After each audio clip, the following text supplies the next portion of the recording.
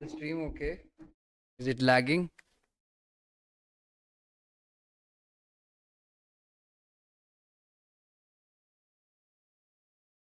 Or is it running smooth?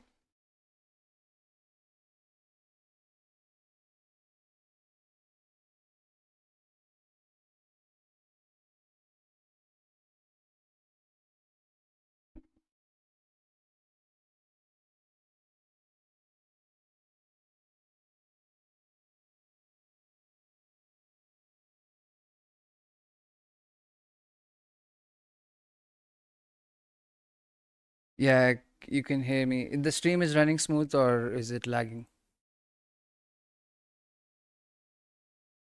Okay, okay.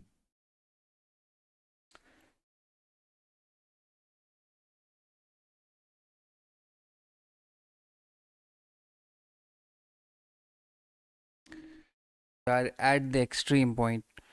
This is I usually if this price point is what I usually refers as the extreme of a higher time frame, which I've marked as in the market. So we are at the extreme. So I am just looking at price and how the price is going to react to this specific level.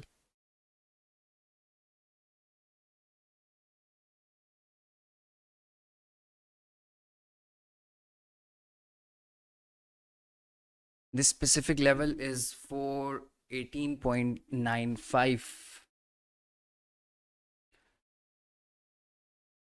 and meanwhile I'm watching the closing within the hours right around this area.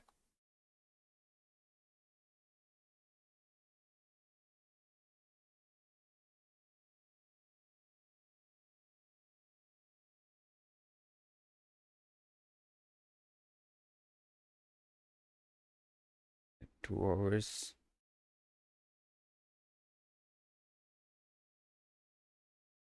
This is a very significant price point. This is what I refer as the backbone of the uptrend, and we are at that point. On a very smaller time frame it can sometimes get precise, sometimes it's a reference point.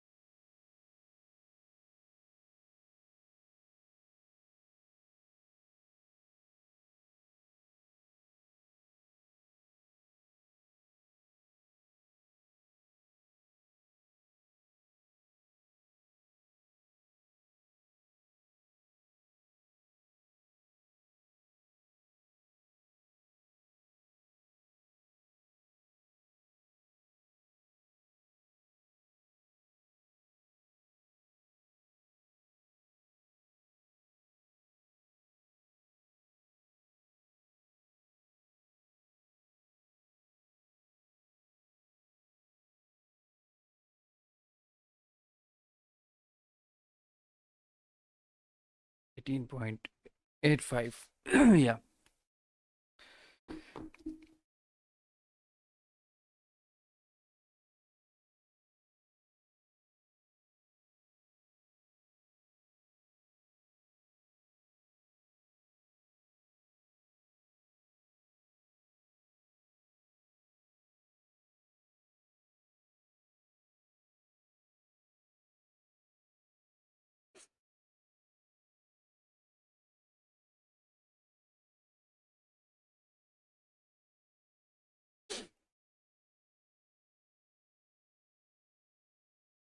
We can chop around this point, but I do not want a higher time frame close below this level.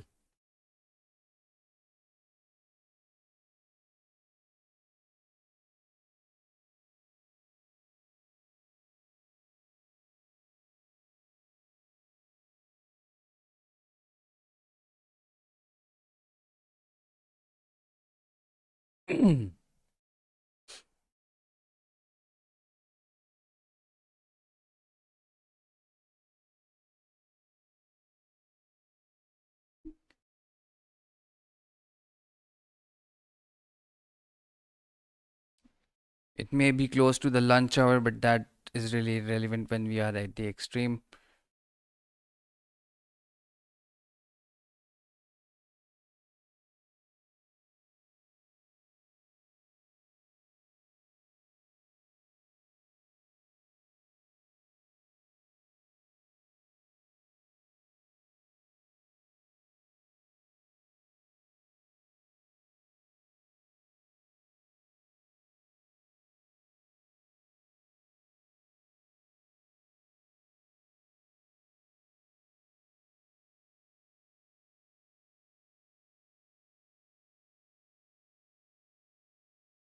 We have an opening range gap which is completely unfilled. So, plus, if we move up and above this point, it's highly likely we're going to continue.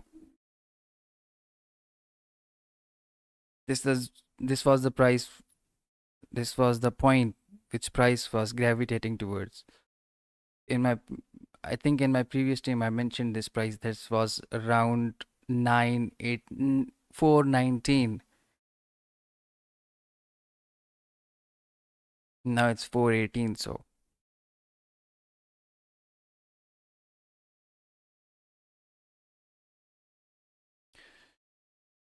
when the price is at these levels, these are the higher time frames. Extremes, these can make or break the higher time frame uptrend, which is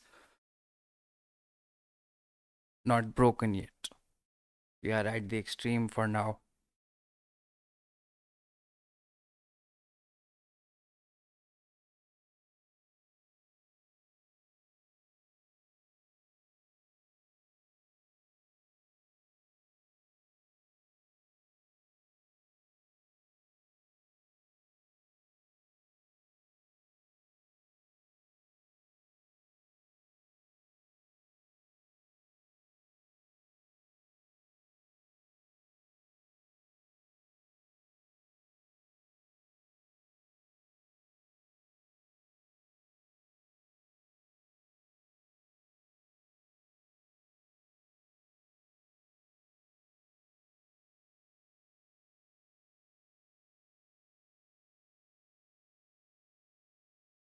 Either we are going to stay at these levels for like 3 or 4 days, or we can just leave it and forget we ever came here.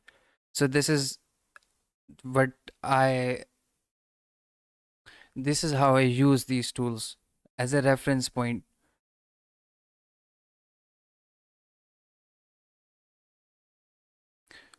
Can get very precise sometimes.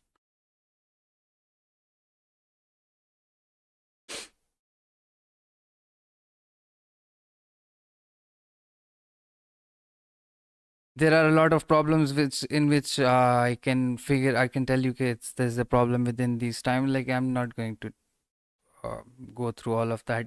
This is a higher time frame narrative, so I'm not reading in between the smaller time frame candlesticks. I'm looking at price because it's an interesting day because we have FOMC today and we already are at the extreme.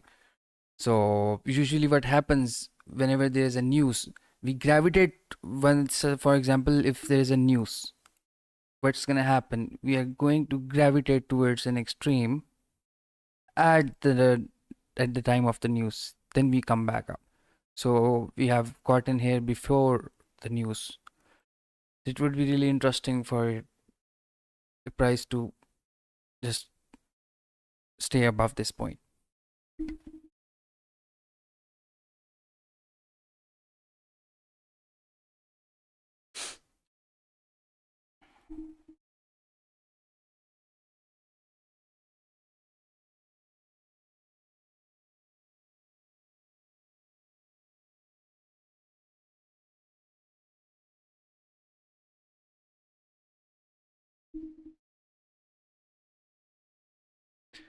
For this price point, since it's a higher time frame reference point, I'm using the higher time frame closes. For example, I'll be using the 1 hour or the 2 hours closes for reference. We went below this point at the open, like at 10:30. We went below this, but I knew, okay, we are not going to close below this line. So I was watching this price point before the stream, and I thought it would be really helpful if I stream this.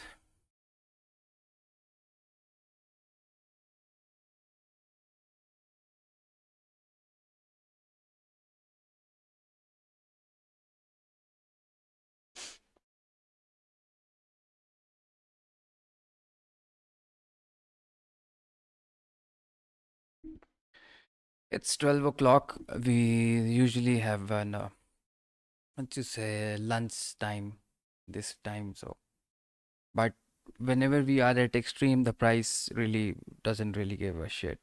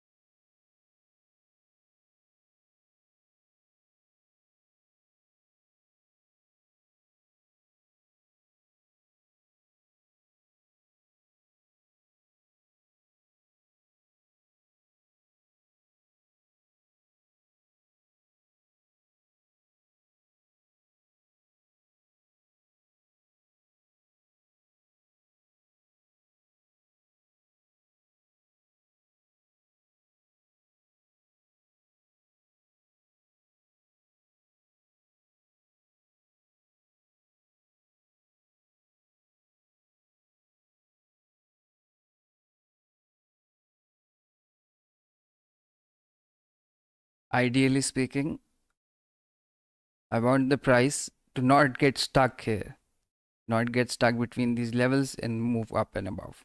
Ideally speaking,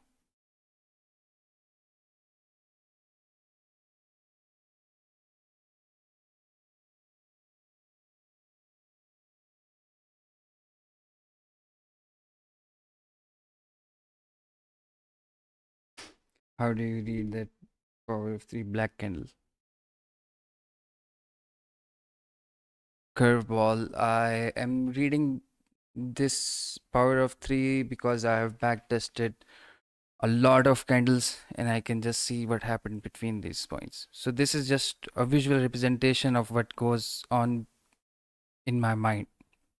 So I'm using this large, huge candle as I open high, low, and close as a range. But I already have back tested a lot of candles.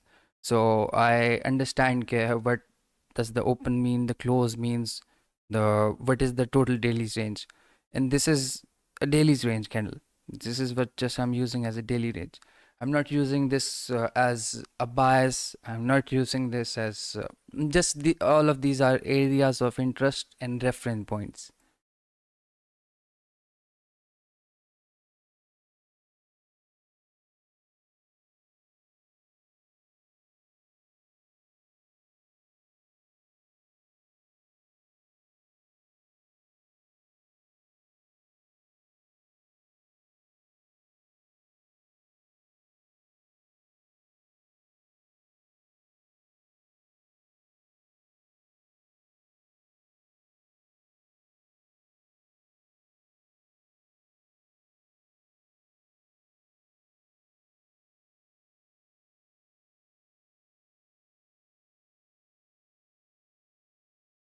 Yeah, it's just a visual representation of where we are to navigate on a smaller time frame. The daily, you are constantly looking at the daily's range, and you are taking account of the narrative or the general expectations of what the daily candle would look like.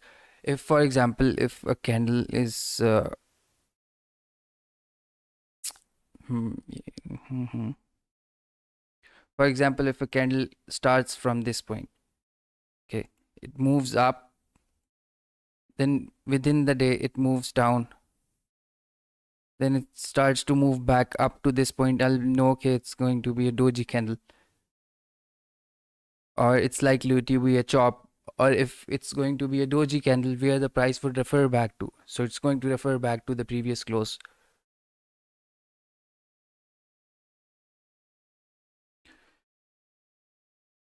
All of these things which you are using is just a simplified version of what goes on within my mind. So see this, do not want the price to get stuck, should move up and above, then we will be relatively much more safe.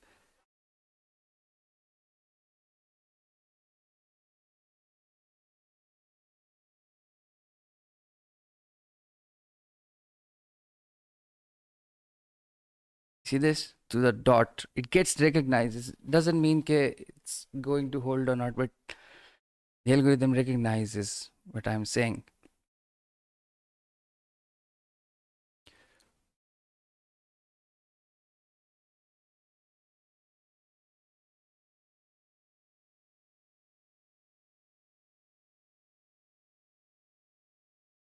Slightly below, yeah. Do not want the price. It can, because I'm saying this because it has the tendency, it can move back down to this point, but I do not want the price to get stuck at this point, because ideally speaking, these are minor problems which can get a bigger problem, become a bigger problem.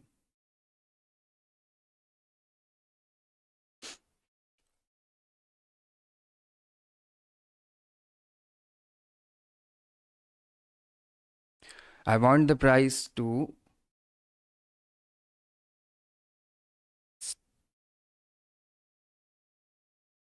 close above this wick 49, 10 seconds till the new 5 minutes candle open. Curveball, watch this. The new 5 minute candle is about to open. The same thing. This, you see this? Moved up. First it moved up. This was the previous close, the new open, then moved to the wrong direction. Wrong direction, then to the right direction. So it usually, this is what the power of three is. We have 5 minutes till the 5 minutes candle close. This is the first candle of the 5 minute. See this? See this chop, what it revolves around. The initial set point is what the power of three is. So for the power of three, you would need an initial set point for the things to revolve around the center. So the center would be the close price. Price revolves around the close price, that becomes your end dog and wog or nmog, whatever you're using as the initial set point or the initial conditions. You see this?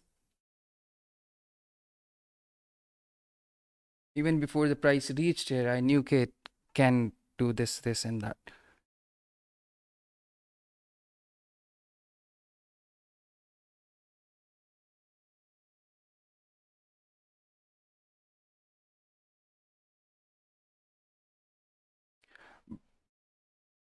But what we are dealing here what we are dealing here, this is the market itself, and this is a what I'm the language that I'm using is selected because this is the backbone of the uptrend. Or when if the price is above this point, I'm generally speaking, looking for buys. Or either I'm targeting to this point. So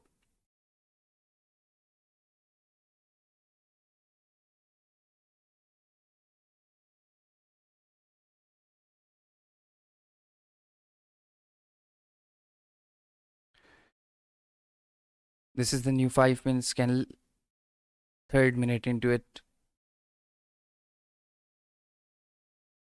and the last 5 minutes till the 15 minutes close.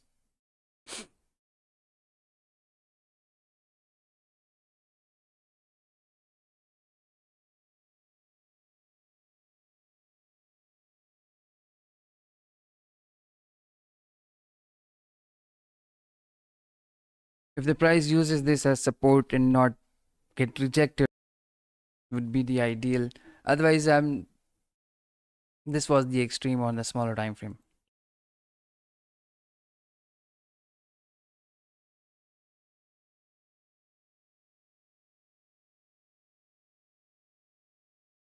Slightly above.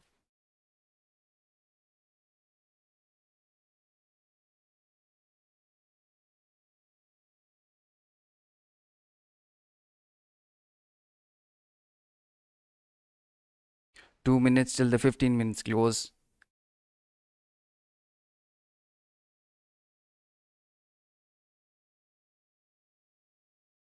This is the new 15 minutes candle open.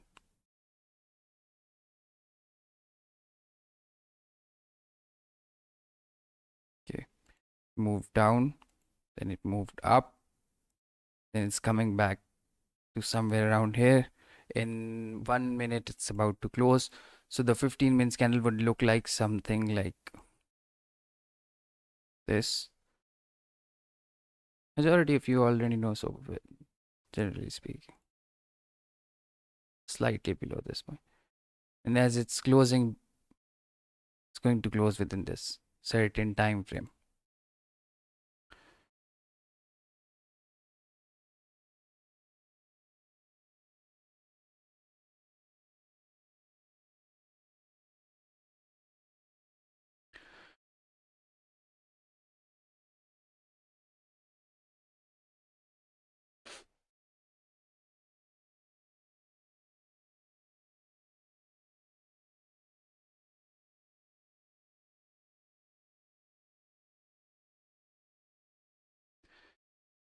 See, that was the criteria for it to close above this wick. It didn't. Not trading the smaller time frame as I've mentioned earlier, so I'm not just going to go through all of these candles. I'm just looking at the higher time frame narrative, because this is why I'm just live streaming on an odd time, because the price is at the extreme. More often than not, it gets recognized and reacts from this point, which gives me an extremely good risk to reward ratio. You see this? See that? So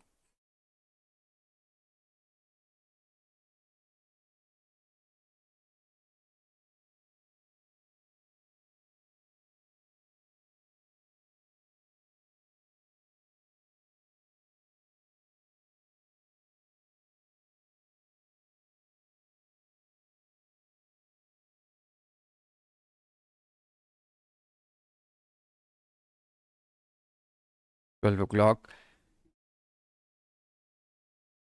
So if I close the stream within next, for example, 15 minutes, you can just use this as a reference point.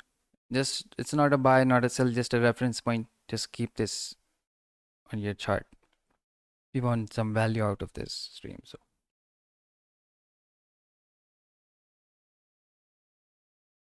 hey Ronnie, what's up, man?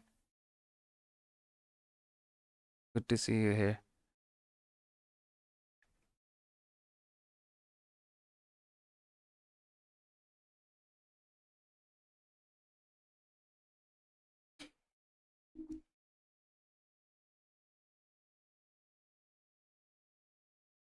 Can you look at SPX?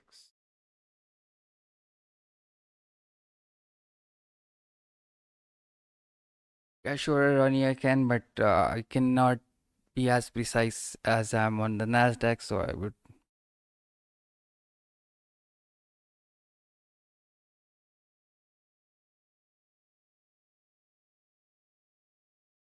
That won't be really helpful. NASDAQ and Dow and SPX are generally correlated. So I'm not even using this on a smaller time frame. I'm building a narrative. You see this, what I'm gonna explain you is just for reference point. You see all of this move from, not even that, from this point, okay, to, it's a bit too much, from 24 to, yeah, January, yeah, like 26 days. The trend which is continuing for 26 days. This is the backbone of the uptrend. So when I'm talking about a certain extreme, this is what I'm referring to. This time frame is what I'm referring to. So whenever, usually whenever the price is at this point, or if it gives me some sort of confirmation, I usually position trade at these points. The extremely good risk to reward ratio I'll always get, and majority of the time it proves me that it's the bottom. So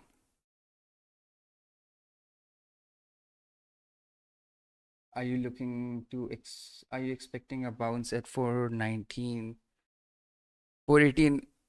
um Not the bounce, I'm saying this as an extreme because the price usually gravitates towards this point and creates a spread. Usually what happens is, whenever the price is at the extreme points or it's trending, okay, for example it was trending here at this point, for example it's trending for some days, at the time where the perceived risk is really high, the price gravitates towards an extreme point, taking out the liquidity. Very vaguely, generally speaking, taking out the liquidity for the price to move in the real direction. So this level is what I use for an extreme on the higher time frame. So whenever the price comes, you can watch my old streams. Whenever the price comes to this point, I'm always referring to it as a reference point, that this is the market, and I'm gonna refer it as the price is above this point. I'm generally taking swing longs, day short, day trading short, if it gives me a good risk to reward ratio. So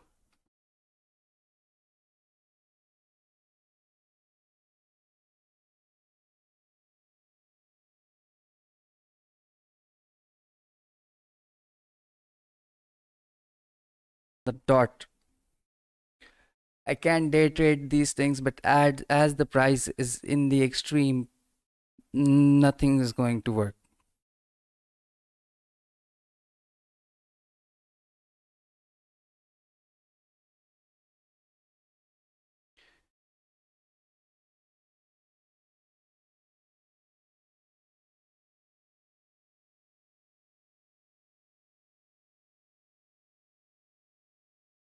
And it's not, I it was the price, this level was, hey Ray, live stream, nice live stream, thanks man. So this level was already here when the price was gravitating towards it. So look how this played out. I was not live streaming at that point because I thought it might move a little bit back down, but once it gives me a closing above this level,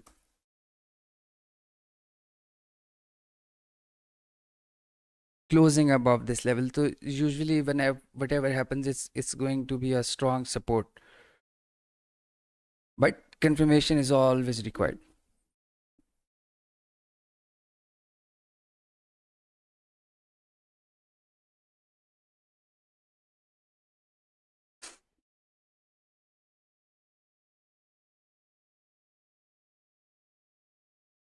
See how the price is referring back to it and using it as resistance, which I didn't want in it. I knew that there's a problem at these points and I didn't want the price to get stuck at these points for continuation.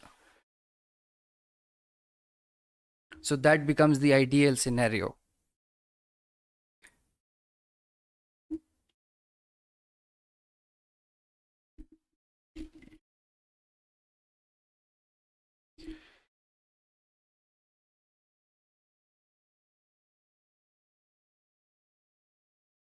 22.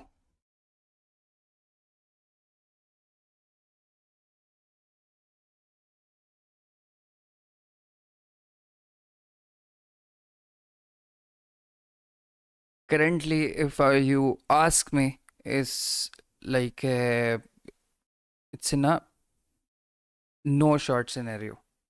If you really ask me, it's in a really in a no short scenario. That's why this what this is. These are the extreme. But at the extreme point on the higher time frame level, once the price reaches towards that point, the probability may be skewed. The probability of that panning out may be skewed, but the risk to reward is really good. So that covers up the for the probability.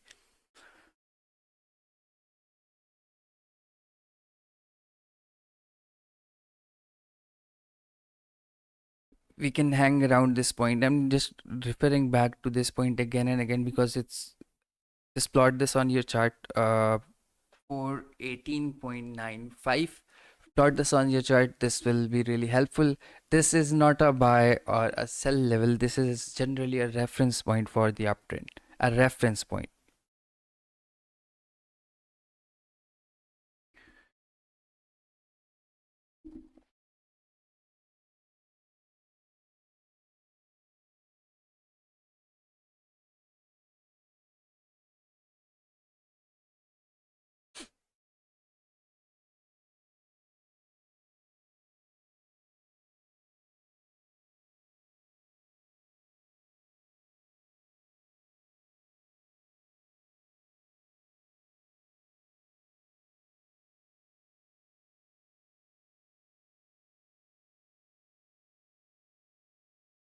If it's an if. Okay, as we climb up and up to the ladder, these are the problems which I'm plotting, and the price is reacting to these levels. And you saw that happen. I plot that before the price reached it, and you see how there we got a reaction from this point. I can see the problem where is when there is a problem. So when there is a lot of problems, we consider them as checkpoints that can validate or invalidate my narrative. So these, once we get up and above this point, we are relatively safe. We are relatively safe. And we might get a good risk to reward. Above this point is somehow safe.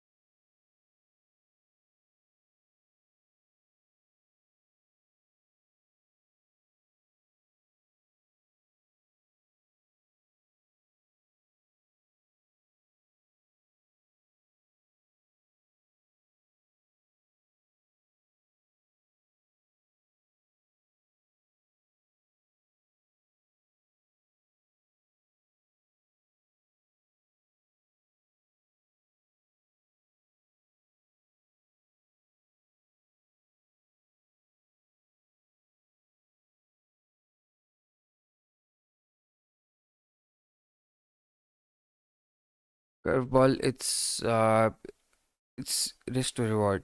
If it favors gives me a good risk to reward, I sure will trade it. News really doesn't matter if you really know what you're doing. So majority of the time I trade the news extremes when if the news on the volatility, the price comes straight to this point, then I'll divide my position into fourths. For example, if the price is coming down like as it did here, I'll buy 1/4 of my position here. After it drops, I'll buy it more here, buy it more here, and all of my stops would be at some extreme point. All of my stops would be.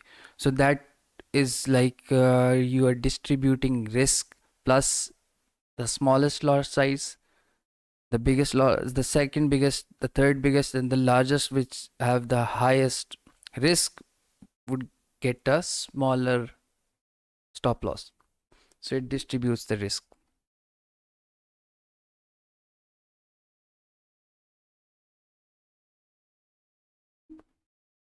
And if I catch these moves off of these points, I leave these trades for like 5-6 days. So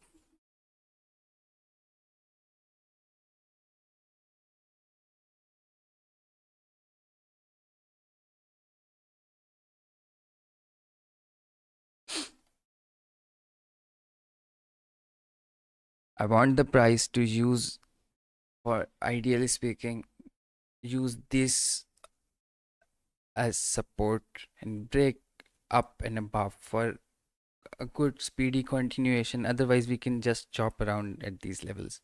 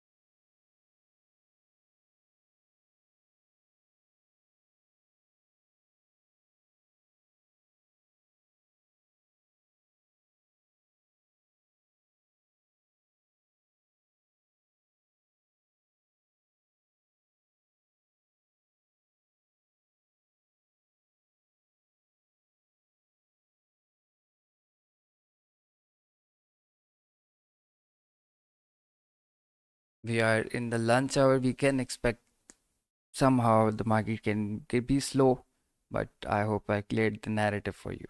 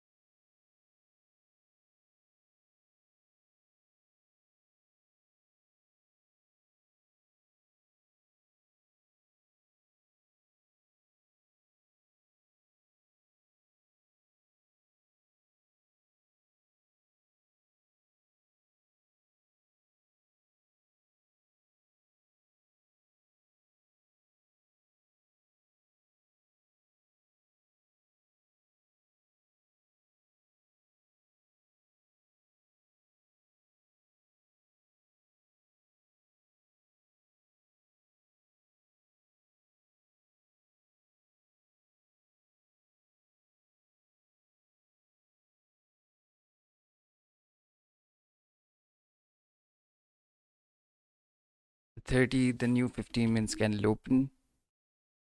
This is the new 15 minutes candle.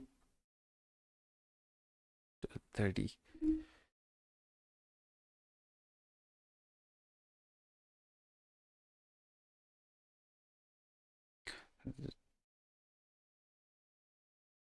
Hourly. As you see this is as the 30 closed on the regular trading hours, the new 1 hour candle opened. This is what I was talking about on the stream yesterday. You see this on the regular trading hours, the market opens at 9:30. At 10:30, you usually have the high or low of the day because it's the first hour close. Every hour closes with an ATR. You can expect that, for example, if you are taking a narrative of an algorithm, so you'll think if the market is fractal, how the market is fractal and how can I code the algorithm in such a way that everybody gets fucked.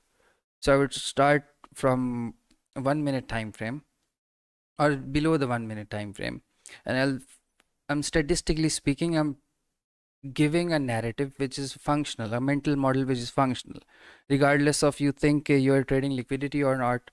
You are trading the fundamentals. At the end of the day, you are just trading, clicking buttons. So it doesn't really matter what you think. At the end of the day, what matters is what you do. So it's a very mental frame. You can think of it as every candle. How would you frame it? How would you frame in such a way that everybody who gets fucked would be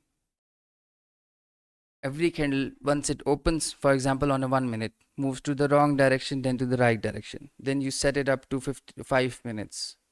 Okay, 1 minute. Okay, so you set it up to the 5 minutes. Every 5 minutes candle open.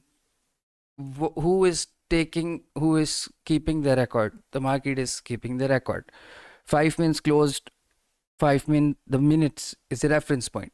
It moves to the wrong direction, then it, statistically speaking, because you cannot see every 30 minutes, every hour, every 2 hour, every 4 hours, so you are taking account of the statistically, you are taking a statistic approach.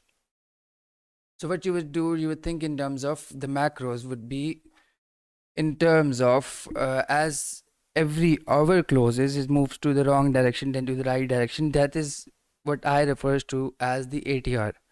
ATR is the general market width, not the indicator. The ATR would be the general market width. So this is the general market width, and it's keeping an account of where it has been through time. So every 15 minutes it moved to the wrong direction and to the right. Within the respect of the previous 15 minutes. So I don't know if it makes sense for you or not. The 15 minutes is keeping an account of previous 15 minutes range, general market width, and every hour is keeping an account of previous. So you see at 9:30, the new at 9:30 the market opens. At, see this, 12:30, every hour closes. Closing on the regular trading hours. So how did I came to this conclusion? I came to this conclusion because you can see that the equities or the skews or the regular trading hours uh, opens at 9:30. If there is a if there is news previous to 9:30, that would be in the electronic trading hours, the overnight. So the market would get back to that price and connects itself back to that price. This is why the opening range gaps usually gets left, not really get left unfilled. Within the week gets filled.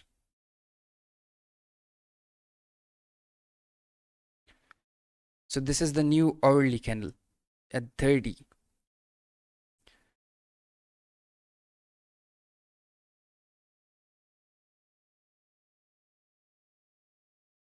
So just if you take a point of view of regular trading hours as the real market, you also will come to this conclusion. So I'm not, you guys use these things as macros or the liquidity runs and all of these concepts, which I, from my perspective, is just trading the ATR.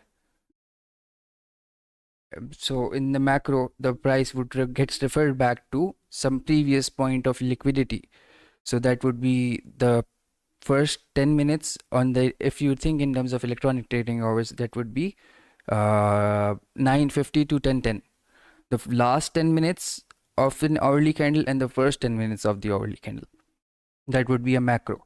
If you think in terms of the power of 3 on the regular trading hours, you are thinking in terms of 30s.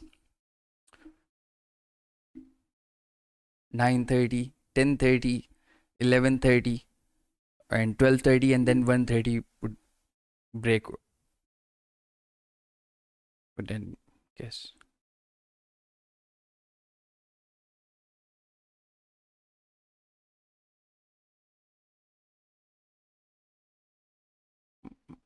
Wait a minute.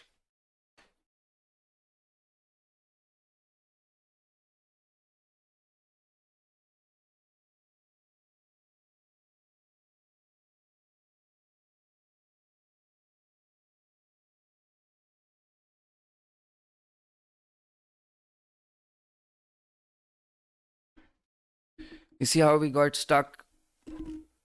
But we can chop around this point. If you look at it from this perspective, at the start of the stream it was here, moved up, this was the problem, here coming back down, then we have this point.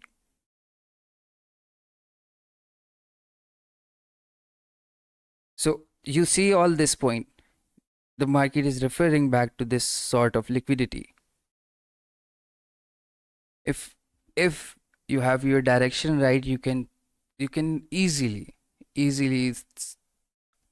know which one is the liquidity run or which one is the real move.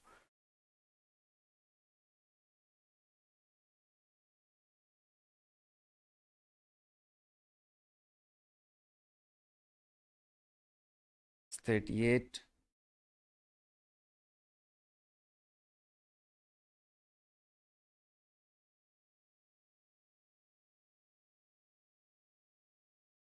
Mm, 1 hour. I'm not using these things as bias. I'm not using these things. These are just things which I see as a normal. For example, if I am trading a certain way or if I'm holding a trade, I would expect these kind of moves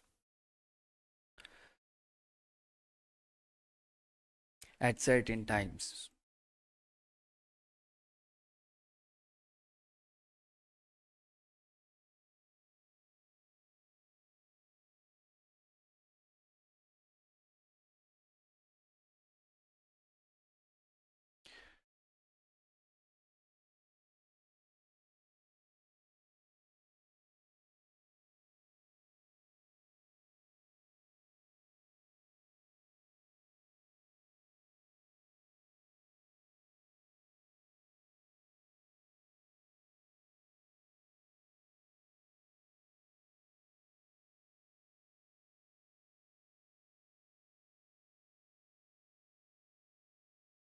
The moment the new hourly candle opened, it moved straight down.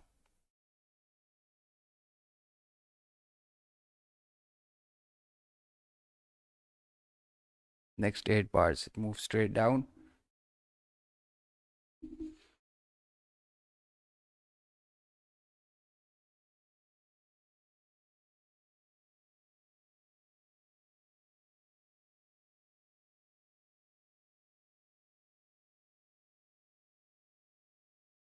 So this can chop around, but you have to keep this in mind. This for 18.95. This, just plot this on your chart. Just let it be there, and watch how the closing works on the 4 hours and around this price point. So we are getting close to the news. We can expect some sort of distortion, but this would still play out. Just be a scientist and observe. Okay, thank you guys.